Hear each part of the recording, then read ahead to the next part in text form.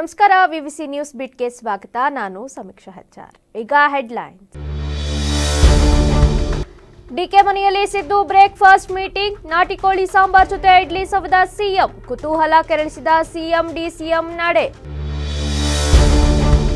ಚಾಲಕನ ನಿಯಂತ್ರಣ ತಪ್ಪಿ ಕೆರೆಗೆ ಕಾರು ಪಲ್ಟಿ, ಅದೃಷ್ಟವಶಾತ್ ಇಬ್ಬರು ಪ್ರಾಣಾಪಾಯದಿಂದ ಪಾರು, ವಿಷಯ ತಿಳಿದು ಕಿಕ್ಕಿರಿದ ಗ್ರಾಮಸ್ಥರು. ಹನುಮ ಜಯಂತಿ ವಿಶೇಷ, 48 ಅಡಿ ಎತ್ತರದ ಆಂಜನೇಯನಿಗೆ ಬೆಳ್ಳಿ ಕವಚದ ಅಲಂಕಾರ, ಪ್ರಮುಖ ಬೀದಿಗಳಲ್ಲಿ ಮೆರವಣಿಗೆ.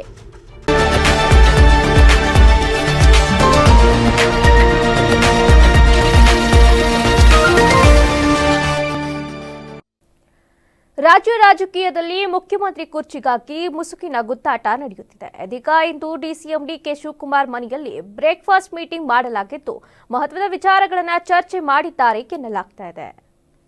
ಕುರ್ಚಿ ಕಾದಾಟದ ನಡುವೆಯೂ ಬ್ರೇಕ್ಫಾಸ್ಟ್ ಮೀಟಿಂಗ್ ಕೂಡ ಜೋರಾಗಿ ನಡೆಯುತ್ತಿದೆ. ಕಳೆದ 3-4 ದಿನದ ಹಿಂದೆ ಸಿಎಂ ಸಿದ್ದರಾಮಯ್ಯ ನಿವಾಸದಲ್ಲಿ ಬ್ರೇಕ್ಫಾಸ್ಟ್ ಮೀಟಿಂಗ್ ಆಯೋಜನೆ ಮಾಡಲಾಗಿತ್ತು. ಡಿಸಿಎಂ ಡಿಕೆ ಶಿವಕುಮಾರ್ ಬ್ರೇಕ್ಫಾಸ್ಟ್ ಮೀಟಿಂಗ್ಗೆ ಆಗಮಿಸಿದ್ದರು. ಇದೀಗ ಇಂದು 2ನೇ ಬ್ರೇಕ್ಫಾಸ್ಟ್ ಮೀಟಿಂಗ್ ಡಿಕೆಶಿ ನಿವಾಸದಲ್ಲಿ ನಡೆದಿದೆ. ಮುಖ್ಯಮಂತ್ರಿ ಸಿದ್ದರಾಮಯ್ಯ ಇಂದು ಬೆಳಗ್ಗೆ ಉಪಮುಖ್ಯಮಂತ್ರಿ ಡಿಕೆ ಶಿವಕುಮಾರ್ ಅವರ ಸದಾಶಿವದ ನಿವಾಸಕ್ಕೆ ಆಗಮಿಸಿ ಬ್ರೇಕ್ಫಾಸ್ಟ್ನಲ್ಲಿ ಪಾಲ್ಗೊಂಡರು. ಈ ಸಂದರ್ಭದಲ್ಲಿ ಸಿಎಂ ಸಿದ್ದರಾಮಯ್ಯ ಇಡ್ಲಿ ಮತ್ತು ನಾಟಿ ಕೋಳಿ ಸಾಂಬಾರ್ ಸವಿದರೆ ಡಿಕೆ ಶಿವಕುಮಾರ್ ನಾನ್ ವೆಜ್ ಮುಟ್ಟಿಲ್ಲವಂತೆ. ಚಾಲಕನ ನಿಯಂತ್ರಣ ತಪ್ಪಿ ಹರಳಹಳ್ಳಿ ಕೆರೆಗೆ ಕಾರು ಪಲ್ಟಿಯಾದ ಘಟನೆ ನಡೆದಿದೆ. ಹಾಸನ ಹೊರವಲಯದ ಹರಳಹಳ್ಳಿ ಕೆರೆಗೆ ಕಾರು ಪಲ್ಟಿಯಾಗಿದೆ. ಸದ್ಯ ಕಾರಿನಲ್ಲಿದ್ದ ಇಬ್ಬರು ಅದೃಷ್ಟವಶಾತ್ ಪ್ರಾಣಾಪಾಯದಿಂದ ಪಾರಾಗಿದ್ದು, ಕ್ರೇನ್ ಬಳಸಿ ಕೆರೆಯಲ್ಲಿದ್ದ ಕಾರನ್ನ ಮೇಲೆತ್ತಲಾಗಿದೆ. ಇನ್ನು ಕಾರ್ ಪಲ್ಟಿಯಾದ ವಿಷಯ ತಿಳಿದು ಕೆರೆ ಬಳಿ ಗ್ರಾಮಸ್ಥರು ಜಮಾಯಿಸಿದ್ದಾರೆ.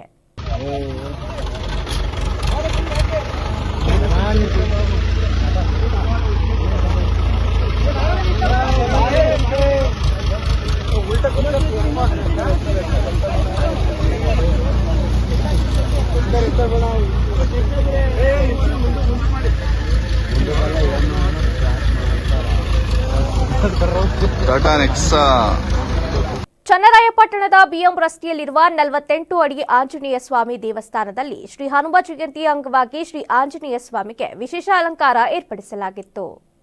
ಇದೇ ಸಂದರ್ಭದಲ್ಲಿ ಬಂದಂತ ಭಕ್ತಾದಿಗಳಿಗೆ ಅನ್ನದಾಸೋಹ ಕಾರ್ಯಕ್ರಮವನ್ನು ಕೂಡ ಹಮ್ಮಿಕೊಳ್ಳಲಾಗಿತ್ತು. ಅದರಲ್ಲೂ ಈ ಬಾರಿ ವಿಶೇಷ ಬೆಳ್ಳಿ ಕವಚದ ಅಲಂಕಾರ ಮತ್ತು ವಿವಿಧ ಭಜನಾ ಮಂಡಳಿಗಳಿಂದ ಕಳೆದ 3 ದಿನಗಳಿಂದ ಭಜನಾ ಕಾರ್ಯಕ್ರಮವನ್ನು ಕೂಡ ಹಮ್ಮಿಕೊಂಡಿರುವುದು ವಿಶೇಷ. ಜೊತೆಯಲ್ಲಿ ಪಟ್ಟಣದ ಪ್ರಮುಖ ಬೀದಿಗಳಲ್ಲಿ ಶ್ರೀ ಸ್ವಾಮಿಯವರ ಮೆರವಣಿಗೆ ನಡೆಸಲಾಯಿತು.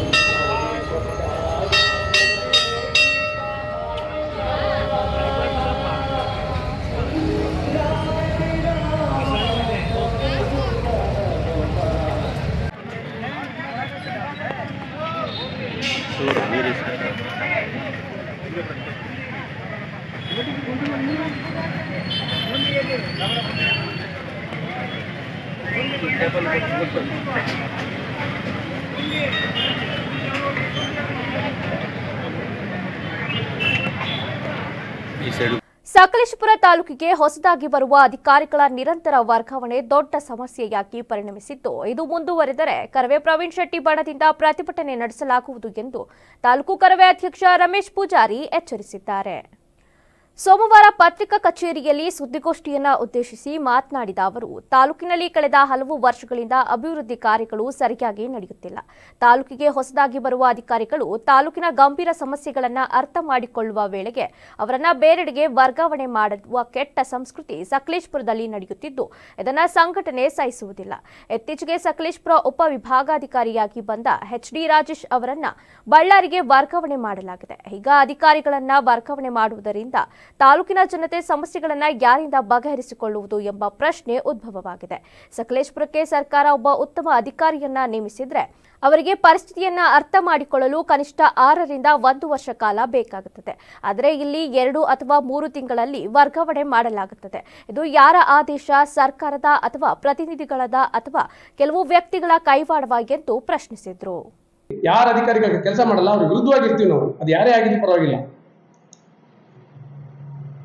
ಯಾಕೆ ನಮ್ಮ ಸಂಸದರೇ ಒಳ್ಳೆ ಕೆಲಸ ಮಾಡ್ತಾರೆ, ಯಾರು ನಮ್ಮ ಈಗ ಬಂದಿರೋ ಸಚಿವರು, ದಯವಿಟ್ಟು ನಮ್ಮ ತಾಲೂಕಿನ ವೀಕ್ಷಣೆ ಮಾಡಿ ಎಷ್ಟು ಸಮಸ್ಯೆ ಇದೆ.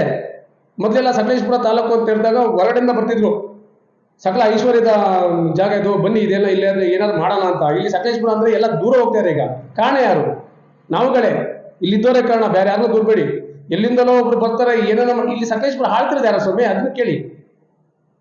ಕೆಲವು ಅಧಿಕಾರಿಗಳ ಕಪಿ ಮುಷ್ಟಿಲಿದ್ದಾರೆ. ಅಧಿಕಾರಿಗಳು ಕೆಲಸ ಮಾಡಬೇಡ, ನಾನು ಮಾತ್ರ ಮಾಡ್ತೀನಿ, ಅವಳಿಗೆ ತೊಂದರೆ ಕೊಡೋದು, ಇವು ತೊಂದರೆ ಕೊಡೋದು, ಅದನ್ನ ಹೆಸರು ಹೇಳಲ್ಲ, ಎಲ್ಲರಿಗೂ ಗೊತ್ತು. ಇಲ್ಲಿ ಏನ್ ಕೆಲಸ ಏನಾಗ್ತಿದೆ ಸಕಲೇಶಪುರದಲ್ಲಿ? ಆ ಸಮಯದಲ್ಲಿ ಯಾರೋ ಒಂದು ಇಂಜಿನಿಯರ್ ಕವಿತಾ ಅನ್ನೋದು ಒಬ್ರು ಮಹಿಳೆ ಬಂದ್ರು. ಅಲ್ಲಿ ಬಂದಾಗ ಏನೋ ಒಂದು ನಮ್ಮ ಊರಲ್ಲಿ ಇದ್ದೀನಿ, ನಾವು ಇಲ್ಲಿ ಹುಟ್ಟು ಬೆಳೆದಿದ್ದೀವಿ, ಏನಾದ್ರು ಸಕಲೇಶಪುರ ಒಳ್ಳೇದು ಮಾಡೋಣ ಅಂತ ಬಂದ್ರು. ಯಾಕೆ 2-3 ತಿಂಗಳು ಅವ್ರನ್ನ ತೆಗ್ದಾಕಾಯ್ತಲ್ಲ? ಯಾಕೆ? ಏನು ಒಳ್ಳೇದು ಮಾಡಬೇಕು ಅಂತ ಅಧಿಕಾರಿ ಬರ್ತಾರೆ, ಅವ್ರನ್ನ ತೆಗಿಯಕ್ಕೆ ರೆಡಿ ಇರ್ತಾರೆ, ವರ್ಗಾವಣೆ. ಇದು ಸರ್ಕಾರದ ಲೋಪದೋಷನಾ ಅಥವಾ ಇಲ್ಲಿ ಇರುವಂತವರು ಜನಪ್ರತಿನಿಧಿಗಳು ಮಾಡುವಂತ ಕೆಲಸನಾ? ಅದು ಅರ್ಥ ಆಗ್ತಿಲ್ಲ. ಈ ಸಂದರ್ಭ ಪತ್ರಿಕಾಗೋಷ್ಠಿಯಲ್ಲಿ ನಾಗೇಶ್, ಎಸಿ ಪ್ರಸಾದ್, ಸುಧೀರ್, ಸಂತೋಷ್ ಉಪಸ್ಥಿತರಿದ್ದರು.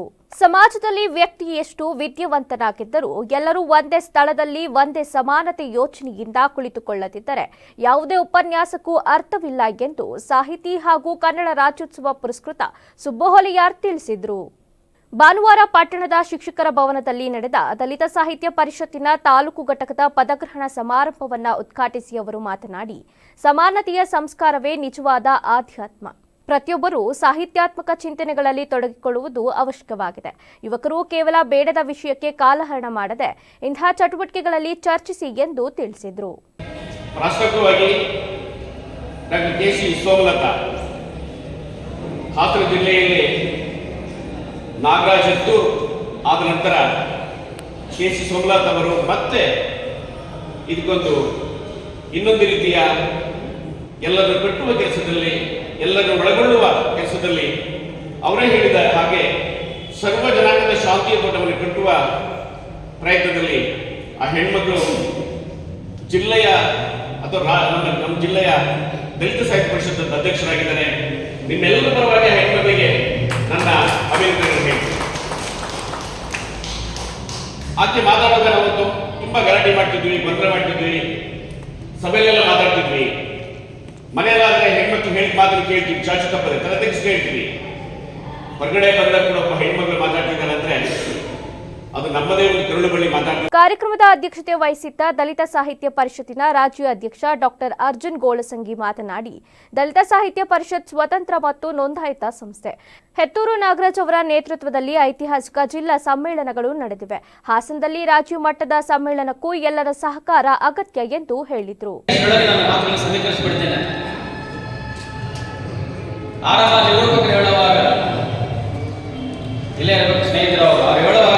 ಯಾರು ಕೇಳಿದ್ರೆ ಅವರು ತಿಳ್ಕೊಬೇಡ್ರಿ ಅಂತ ಹೇಳ್ತೀನಿ ನಾನು.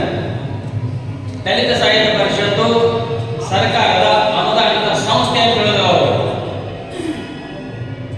ನಮ್ಮದು ಅನುದಾನಿತ ಸಂಸ್ಥೆ ಅಲ್ಲ. ಇಷ್ಟೊಂದು ಸರಿಯಾಗಿ ಕೇಳ್ಕೊಳ್ರಿ. ನೋಂದಾಯಿತ ಸಂಸ್ಥೆ ಅದು. ಕರ್ನಾಟಕದೊಳಗ ನೋಂದಾಯಿತ ಆಗದಿರ್ತಕ್ಕಂಥ, ಕೋಟಿಗಟ್ಟಲೆ ಖರ್ಚು ಮಾಡತಕ್ಕಂಥ, ಸಮಸ್ಯೆ ಈಡು ಮಾಡತಕ್ಕಂಥ, ದೇಶಾದ್ಯಂತ ನಮ್ಮ ನಮ್ಮದೇ ಅಂತ ಹೇಳ್ತಕ್ಕಂಥ, ಸಂವಿಧಾನ ಬದಲು ಮಾಡಿ ನಮ್ಮದೇ ಸಂವಿಧಾನ ತರ್ತಕ್ಕಂಥ ಸಂಸ್ಥೆಗಳು ನೋಂದಾಯಿತ ಸಂಸ್ಥೆ ಅಲ್ಲ. ಒಂದು ಕಡೆ ನೋಂದಾಯಿತ ನಿಯಮ ಇರ್ತದ, ಆರ್ಥಿಕ ಚೌಕಟ್ಟು ಇರ್ತದ, ಒಂದು ಶಿಸ್ತು ಇರ್ತದ. ಹೀಗಾಗಿ ನೋಂದಾಯಿತ ಸಂಸ್ಥೆ ಸರ್ಕಾರದ ಅನುದಾನಿತ ಸಂಸ್ಥೆ ಅಲ್ಲ. ಅವಾಗ ಯಾವುದೇ ಕಾರ್ಯಕ್ರಮ ಮಾಡೋದು ಅದಕ್ಕೆ. ಸಮಾರಂಭದಲ್ಲಿ ಭೀಮಾ ವಿಜಯ ಪತ್ರಿಕೆಯ ಸಂಪಾದಕ ಹೆತ್ತೂರು ನಾಗರಾಜ್, ಬೈಚನಹಳ್ಳಿ ಪದವಿ ಪೂರ್ವ ಕಾಲೇಜಿನ ಪ್ರಾಂಶುಪಾಲ ಡಿಕೆ ಕುಮಾರಯ್ಯ, ಸರ್ಕಾರಿ ನರ್ಸಿಂಗ್ ಕಾಲೇಜಿನ ಪ್ರಾಂಶುಪಾಲೆ ಶೈಲಜಾ ಸೇರಿದಂತೆ ಅನೇಕ ಗಣ್ಯರು ಉಪಸ್ಥಿತರಿದ್ದರು. ರಾಜ್ಯ ಸರ್ಕಾರ ಕ್ಷೇತ್ರದ ಅಭಿವೃದ್ಧಿಗೆ 100 ಕೋಟಿ ಅನುದಾನ ನೀಡಿದ್ದರೂ ಅನುದಾನ ನೀಡುತ್ತಿಲ್ಲ ಎನ್ನುವ ಶಾಸಕರ ಹೇಳಿಕೆ ತರವಲ್ಲ ಎಂದು ಗ್ಯಾರಂಟಿ ಅನುಷ್ಠಾನ ಯೋಜನೆ ತಾಲೂಕು ಅಧ್ಯಕ್ಷ ಮುರಳಿ ಮೋಹನ್ ಹೇಳಿದರು. ಮುಖ್ಯಮಂತ್ರಿ, ಉಪಮುಖ್ಯಮಂತ್ರಿ ಅವರು ಡಿಸೆಂಬರ್ 6ರಂದು ವಿವಿಧ ಅಭಿವೃದ್ಧಿ ಕಾಮಗಾರಿಗಳ ಶಂಕುಸ್ಥಾಪನೆ, ಹಕ್ಕುಪತ್ರ ವಿತರಣೆಗೆ ಜಿಲ್ಲೆಗೆ ಆಗಮಿಸುತ್ತಿರುವ ಹಿನ್ನೆಲೆ ಪಟ್ಟಣದ ರೈತ ಭವನದಲ್ಲಿ ಹಮ್ಮಿಕೊಂಡಿದ್ದ ಪಕ್ಷದ ಮುಖಂಡರ ಪೂರ್ವಭಾವಿ ಸಭೆಯಲ್ಲಿ ಮಾತನಾಡಿದ ಅವರು, ಚುನಾಯಿತ ಪ್ರತಿನಿಧಿಗಳು ಸರ್ಕಾರದ ವಿರುದ್ಧ ಸುಳ್ಳು ಆರೋಪ ಮಾಡುತ್ತಿದ್ದಾರೆ. ಇತ್ತೀಚಿನ ದಿನದಲ್ಲಿ ಕ್ಷೇತ್ರದಲ್ಲಿ 100ಕ್ಕೂ ಹೆಚ್ಚು ಭೂಮಿ ಪೂಜೆ, ಗುದ್ದಲಿ ಪೂಜೆ ಕಾರ್ಯಕ್ರಮಗಳು ನಡೆದಿವೆ. ಶಾಸಕರು ಅನುದಾನವನ್ನ ತಮ್ಮ ಮನೆಗಳಿಂದ ತರುವವರಲ್ಲ. ಸರ್ಕಾರ ನೀಡಿದ ಅನುದಾನದಿಂದಲೇ ಈ ಕಾಮಗಾರಿಗಳು ನಡೆದಿವೆ ಎಂದು ಹೇಳಿದರು. ನೇರವಾಗಿ ಕಾರ್ಯಕರ್ತರ ಜೊತೆ ಹೋರಾಟ ಇಟ್ಕೊಂಡು ನಮಗೆ ಓಟ್ ಕೊಟ್ಟಿರ್ತಕ್ಕಂಥ ಎಲ್ಲ ಮಹಾನುಭಾವಗಳಿಗೆ ನನ್ನ ಸೇವೆಯನ್ನು ನೇರವಾಗಿ ನಾನು ಮಾಡ್ತಾ ಇದ್ದೀನಿ. ಇವತ್ತು ತಾವೆಲ್ಲ 26 ಗ್ರಾಮ ಪಂಚಾಯತಿಗಳು ತಾವೆಲ್ಲ ಬಂದಿದ್ದೀವಿ. ಕಾರಣ ಇದೇ ತಿಂಗಳ 6ನೇ ತಾರೀಕು ಹಾಸನ ಜಿಲ್ಲೆಗೆ ಮಾನ್ಯ ಮುಖ್ಯಮಂತ್ರಿಗಳಾಗಿರ್ತಕ್ಕಂಥ ಸಿದ್ದರಾಮಯ್ಯ ಸಾಹೇಬರು, ಉಪಮುಖ್ಯಮಂತ್ರಿಗಳಾಗಿರ್ತಕ್ಕಂಥ ಡಿ ಕೆ ಶಿವಕುಮಾರ್ ಸಾಹೇಬರು, ನಮ್ಮ ಹಾಸನ ಜಿಲ್ಲೆಯ ಉಸ್ತುವಾರಿ ಸಚಿವರಾಗಿರ್ತಕ್ಕಂಥ ಕೃಷ್ಣಬೈರೇಗೌಡ ಸಾಹೇಬರು ಆಗಮಿಸಿದ್ದಾರೆ. ಎಲ್ಲ ಫಲಾನುಭವಿಗಳಿಗೆ ಹಕ್ಕುಪತ್ರ ಕೊಡುವಂಥದ್ದಾಗ್ಬೋದು, ದುರಸ್ತಿ ಮಾಡಿರ್ತಕ್ಕಂಥ ಮಾಹಿತಿ ಕೊಡುವಂಥದ್ದಾಗ್ಬೋದು, ಇನ್ನಿತರ ಯಾವುದೇ ಕೆಲಸ ಕಾರ್ಯಗಳು ಇವತ್ತು ಫಲಾನುಭವಿಗಳಿಗೆ ಕೊಡುವಂಥ ಕೆಲಸ ನಮ್ಮ ಸರ್ಕಾರ ಇವತ್ತು ಮಾಡ್ತಾ ಇದೆ. ಸ್ವಾಗತ ಕಾರ್ಯಕ್ರಮಕ್ಕೆ ಈಗಾಗಲೇ ಮಾನ್ಯ ಸಚಿವರು, ಉಸ್ತುವಾರಿ ಸಚಿವರು, ಅಧಿಕಾರಿಗಳು ಕೂಡ ಡೈರೆಕ್ಷನ್ಸ್ ಕೊಟ್ಟಿದ್ದಾರೆ. ಅವರ ಜೊತೆ ನಾವು ನೀವೆಲ್ಲರೂ ಕೂಡ ಏನಿವತ್ತು ನಾವು ಒಂದು ಗ್ರಾಮ ಪಂಚಾಯತ್ ಹೊಂದಿದ್ದೀವಿ, ಆ ಫಲಾನುಭವಿ ಪಟ್ಟಿಗಳು ಕೂಡ ನನ್ನ ಹತ್ರ ಇದೆ. ಅದು ಕೂಡ ನಮಗೆ ಕೊಡುವಂಥ ಕೆಲಸವನ್ನು ನಾನು ಮಾಡ್ತೀನಿ. ಆ ಗ್ರಾಮ ಪಂಚಾಯತ್ ನಾವು ನಿಂತು ಬ್ಲಾಕ್ ಕಾಂಗ್ರೆಸ್ ಅಧ್ಯಕ್ಷ ಬಾರಮುಡಿ ಚಂದ್ರು ಅವರು ಮಾತನಾಡಿ, ಮುರಳಿ ಮೋಹನ್ ಅವರು ಚುನಾವಣೆಯ ನಂತರವೂ ಕ್ಷೇತ್ರ ಬಿಟ್ಟು ಹೋಗದೆ ಅನುದಾನಗಳನ್ನು ತರಲು ಶ್ರಮಿಸುತ್ತಿದ್ದಾರೆ. ಕಳೆದ ಚುನಾವಣೆಯಲ್ಲಿ ವಿರೋಧ ಪಕ್ಷಕ್ಕಿಂತ ಕಾಂಗ್ರೆಸ್ನವರೇ ಪಕ್ಷದ ಅಭ್ಯರ್ಥಿಯನ್ನ ಸೋಲಿಸಿದ್ರು. ಈಗ ಅಂತಹ ನಾಯಕರನ್ನ ಬದಿಗಿಟ್ಟು ಪಕ್ಷವನ್ನ ಬಲಪಡಿಸಿದ್ದೇವೆ ಎಂದರು. ನಮ್ಮ ಮುರಳಿ ಮೋಹನ್ ಅವರು ಗೆಲುವಿಗೆ ಬಹಳ ಅವಕಾಶ ಇರುತ್ತೆ ಅಂತ ನಾನು ಕೂಡ ಜಿಲ್ಲಾಧ್ಯಕ್ಷರಾಗಿ ನಿಮ್ಮಲ್ಲಿ ಬಹಳ ವಿನಮ್ರತೆಯಿಂದ ಕೇಳ್ತೀನಿ. ದಯಮಾಡಿ 6ನೇ ತಾರೀಕು ನಡೆದಂತ ಕಾರ್ಯಕ್ರಮ ಎಲ್ಲ ವಿಚಾರಗಳನ್ನ ಮುರಳಿ ಮೋಹನ್ ಅವರು ತಿಳಿಸಿದ್ದಾರೆ. ನಾವು ಭಾಷಣ ಮಾಡಿರುವಂತ ಅವಶ್ಯಕತೆ ಇಲ್ಲ, ಪ್ರತಿಯೊಂದು ವಿಚಾರಗಳು ಕೂಡ ತಿಳಿಸಿದ್ದಾರೆ. ಆದರೆ ನನ್ನ ಜಿಲ್ಲಾಧ್ಯಕ್ಷರಾಗಿ ನನ್ನ ವಿನಂತಿ ಏನಂದ್ರೆ, ನಿಮ್ಮನ್ನೆಲ್ಲ ವಿನಮ್ರವಾಗಿ ಕೇಳ್ಕೊಳ್ಳೋದೇನಂದ್ರೆ, 6ನೇ ತಾರೀಕು ಬರ್ತಕ್ಕಂಥ ಕಾರ್ಯಕ್ರಮಕ್ಕೆ ನೀವೆಲ್ಲರೂ ಫಲಾನುಭವಿಗಳು ಬರ್ಬೋದು, ಬಟ್ ಆದರೆ ನಿಮ್ಮ ಸಹಕಾರ ತುಂಬ ಇರುತ್ತೆ. ಹಾಗೆ ನೀವು ಕೂಡ ಬರಬೇಕಾಗುತ್ತೆ. ಇನ್ನೂ ಒಂದು ವಿಚಾರನ ಮುರಳಿ ಮೋಹನ್ ಅವರು ಹೇಳಿದರೆ ಎಂದು ನಾನು ಹೇಳ್ತೀನಿ. 14ನೇ ತಾರೀಕು ಡೆಲ್ಲಿಗೆ ಹೋಗಬೇಕಾಗಿದೆ. 14ನೇ ತಾರೀಕು ದೆಹಲಿಯಲ್ಲಿ ರೋಡ್ ಶೋರಿ ಕಾರ್ಯಕ್ರಮವನ್ನು ರಾಮಲೀಲಾ ಮೈದಾನದಲ್ಲಿ ಇಟ್ಕೊಂಡಿರೋದ್ರಿಂದ ಒಂದು ಕ್ಷೇತ್ರಕ್ಕೆ 300 ಜನ ನಮ್ಮ ಪ್ರಮುಖ. ಜಿಲ್ಲಾ ಕಾಂಗ್ರೆಸ್ ಅಧ್ಯಕ್ಷ ಲಕ್ಷ್ಮಣ್ ಅವರು ಮಾತನಾಡಿ, ಕ್ಷೇತ್ರದಲ್ಲಿ ಕಾಂಗ್ರೆಸ್ ದಿನದಿಂದ ದಿನಕ್ಕೆ ಬಲಿಷ್ಠಗೊಳ್ಳುತ್ತಿದೆ. 2028ರಲ್ಲಿ ಈ ಕ್ಷೇತ್ರ ಕಾಂಗ್ರೆಸ್ ಪಕ್ಷದಾಗುವುದು ಖಚಿತ. ಮುರಳಿ ಮೋಹನ್ ಅವರು ಗೆಲುವು ಸಾಧಿಸುವುದರಲ್ಲಿ ಯಾವುದೇ ಸಂಶಯವಿಲ್ಲ ಎಂದರು.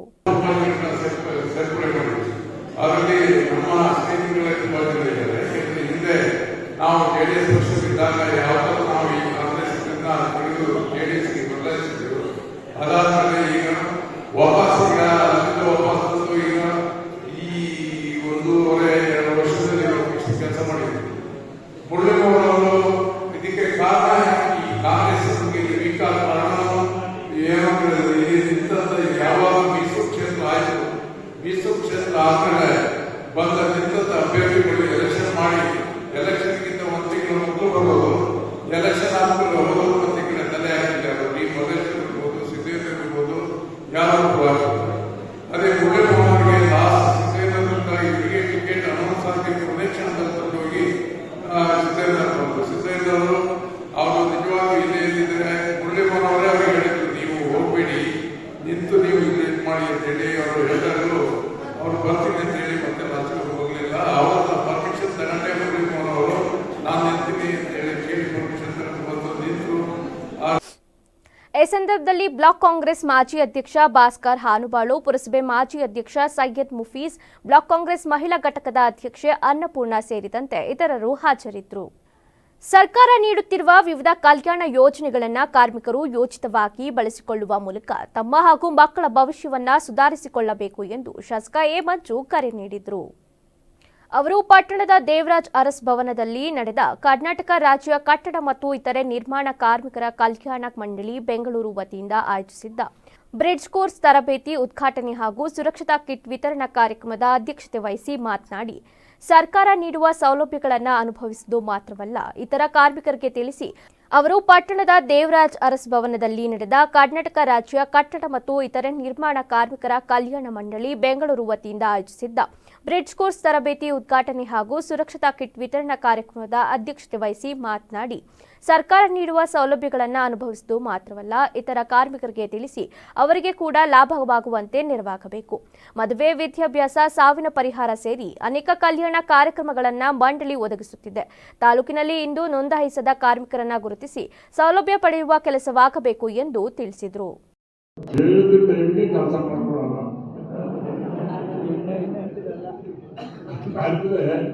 ನನ್ನೊಂದು ಅಲ್ಲಿ ಮಾಡ್ತಾ ಇರ್ತೀರಿ ಬಾಬಾ, ನನ್ನೊಂದು ಕಾರಣ ಅನ್ಕೊಂಡು ಅಲ್ಲಿ ಬಿಟ್ಬಿಟ್ಟು ಇಲ್ಲಿ ಬಂದ್ಬಿಡ್ತೀವಿ.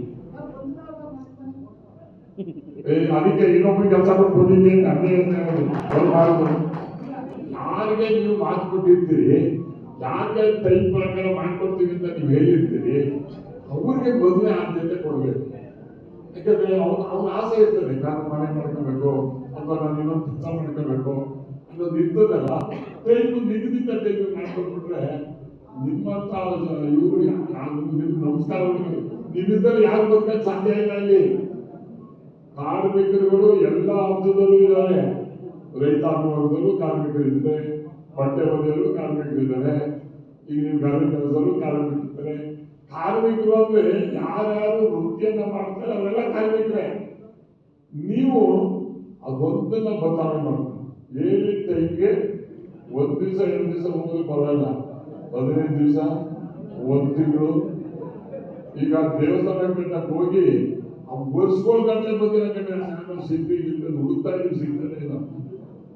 ಆಗ್ಬಾರ್ದು. ನಿಮ್ಮ ಹೆಸರು ಉಳಿಬೇಕಾದ್ರೆ ಏನಂದ್ರೆ ಟೈಮ್ ಕರೆಕ್ಟಾಗಿ ಮಾಡ್ಕೊಡ್ತಾನೆ ಅನ್ನೋ ಒಂದು ಭಾವನೆಯನ್ನ ನೀವು ಮೂಡಿಸ್ಬೇಕು. ಆಗ ಅದು ಸರಿ ಹೋಗ್ತದೆ ಅಂತಕ್ಕಂಥದ್ದು. ಇವತ್ತು ನಿಮ್ಮ ಆಶಯದಿಂದನೇ ಇವತ್ತು ಇಡೀ ಭಾರತ ದೇಶದ ಎಲ್ಲ ವರ್ಗಗಳು ಕೂಡ ಅವಲಂಬವಾಗಿದೆ ಅಂತಕ್ಕಂಥದ್ದು ಯಾವುದೇ ಮಾತಿಲ್ಲ. ನನ್ನಿಂದ ಹಿಡಿದವರು ಇರ್ಬೋದು, ಇನ್ನೊಬ್ಬರಿಂದ ಇರ್ಬೋದು, ನೀವೇ ಭಾರಿ ಮುಖ್ಯವಾದ. ಆಮೇಲೆ ಸರ್ಕಾರದ ಕೆಲಸಗಳು ಅಲ್ಲೂ ಕೂಡ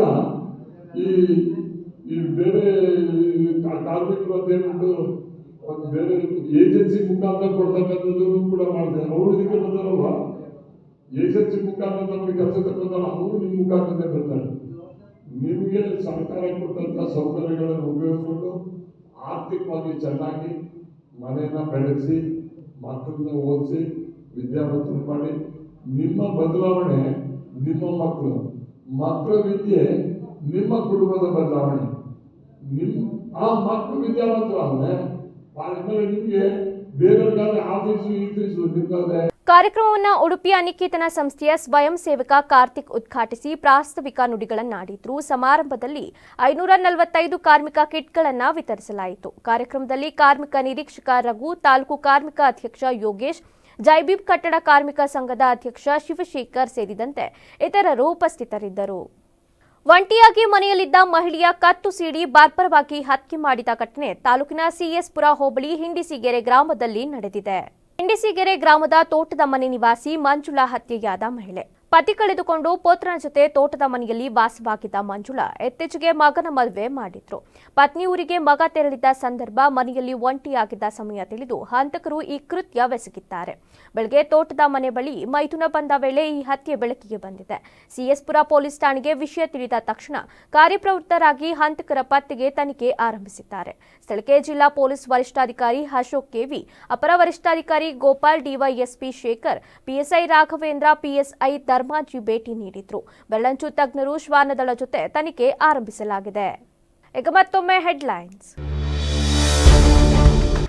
ಡಿಕೆ ಮನೆಯಲ್ಲಿ ಸಿದ್ದು ಬ್ರೇಕ್ಫಾಸ್ಟ್ ಮೀಟಿಂಗ್, ನಾಟಿ ಕೋಳಿ ಸಾಂಬಾರ್ ಜೊತೆ ಇಡ್ಲಿ ಸವದ ಸಿಎಂ, ಕುತೂಹಲ ಕೆರಳಿಸಿದ ಸಿಎಂ ಡಿಸಿಎಂ ನಡೆ.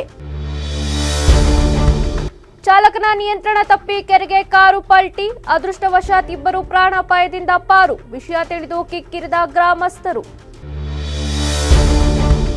ಹನುಮ ಜಯಂತಿ ವಿಶೇಷ, 48 ಅಡಿ ಎತ್ತರದ ಆಂಜನೇಯನಿಗೆ ಬೆಳ್ಳಿ ಕವಚದ ಅಲಂಕಾರ, ಪ್ರಮುಖ ಬೀದಿಗಳಲ್ಲಿ ಮೆರವಣಿಗೆ. ಕ್ಷಣ ಕ್ಷಣದ ಸುದ್ದಿಗಾಗಿ ನೋಡ್ತಾ ಇರಿ ವಿವಿಸಿ ಟಿವಿ, ಸತ್ಯದ ಕಡೆ ನಮ್ಮ ನಡೆ.